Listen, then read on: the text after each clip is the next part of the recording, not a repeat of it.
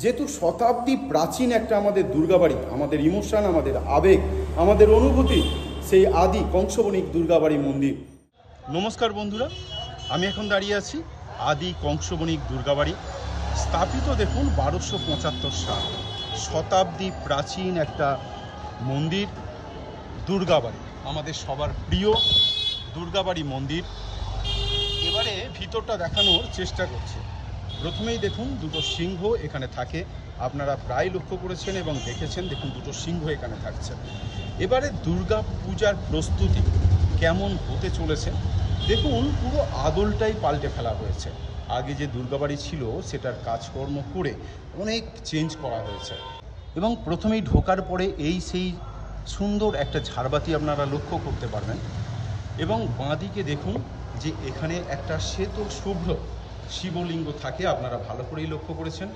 এই বেদিতে মা কালী অধিষ্ঠান করে আছেন, তাও আপনারা লক্ষ্য করেছেন। তবে এই জায়গাগুলো পুরো চেঞ্জ হয়ে গেছে এবং খুব সুন্দর করে রং করা হয়েছে পুজোর আগে, অর্থাৎ দুর্গা পুজোর আগে। এরপরে আপনাদের দেখাতে চাইছি যে এই লাইটিংগুলো কত সুন্দরভাবে দেখুন, পরপর লাইটিংটা সন্ধ্যাবেলার দিকে এখন দারুণ লাগবে, অসাধারণ লাগছে। এই জায়গাটা দেখুন একটা বিশাল বড় ঝাড়বাতি লাগানো হয়েছে এবং 3টে স্টেপে দেখুন, একটা বড় আছে, তারপরে তার উপরে মাঝারি, তারপরে ছোট, এবং অসাধারণ লাগছে এই ঝাড়বাতিটা। এরপরে দেখুন যে একটা সুন্দর এখানে ঘড়ি রাখা হয়েছে এবং সেই হেরিটেজ আমলের যেন ঘড়ি, এত সুন্দর দেখতে যে একটা খুব সুন্দর ঘড়ি লাগানো আছে। এই মাঝখানটা তো খুব সুন্দর একটা আলপনা দেওয়া থাকে যেখানে বসেন।